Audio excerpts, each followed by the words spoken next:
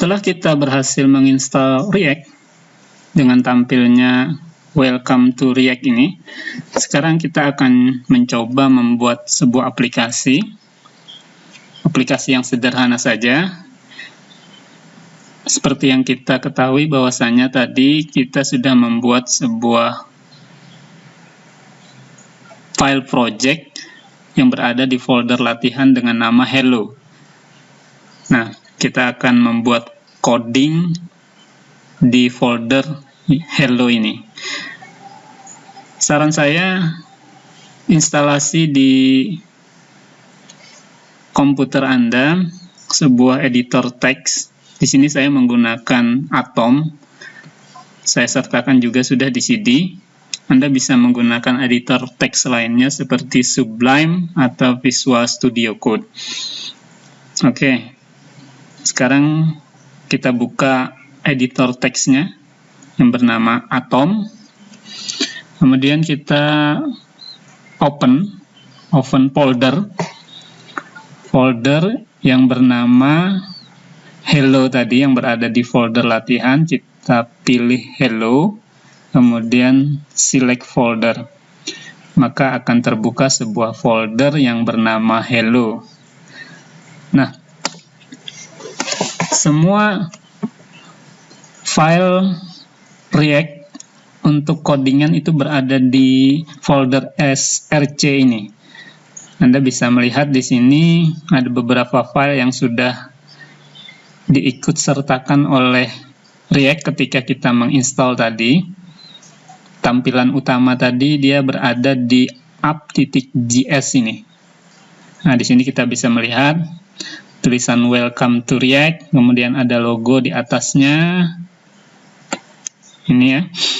Kemudian ada tulisan to get started, edit, and save to reload. Nah, ini bisa kita lihat tampilannya di sini sama persis dengan yang ada di codingan tadi. Nah, untuk uji coba pertama ini kita akan mencoba mengubah tampilan dari Welcome React ini. Untuk lebih mudahnya, kita hapus saja dulu semuanya. Jadi di render return inilah kita menuliskan apa yang akan kita tampilkan di layar. Misalnya saja kita rubah dengan hal yang sederhana, halo semuanya. Kita tutup div-nya, kemudian kita simpan, Ctrl S saja di keyboard. Nah, dia langsung tersimpan ini. Maka kalau kita lihat hasilnya di browser, dia akan langsung berubah dari Welcome to React menjadi halo semuanya. Nah, ini dia. Jadi di React, itu hal pertama yang dilakukan adalah kita mengetik kode pembukanya dulu. Ini import React component from React. Nah, ini logonya untuk sementara tidak kita perlukan. Kemudian kita juga bisa menerapkan style. Di sini namanya app.css ke dalam untuk mengatur tampilan dari aplikasi kita. Kemudian di sini kita membuat kelas, kemudian dengan nama app, kemudian setelah selesai kelas yang ada di dalam ini dibuat, maka dia diekspor. Keterangan lengkapnya baris per baris kode sudah saya terangkan di buku, silahkan dibaca. Untuk uji coba berikutnya, Anda bisa mengatur tampilan halo semuanya ini melalui style yang bernama app.css ini. Nah, jadi kita buka file app.css-nya. Untuk lebih mudahnya, kita hapus saja dulu semuanya. Kita buat sebuah style baru dengan nama misalnya warna.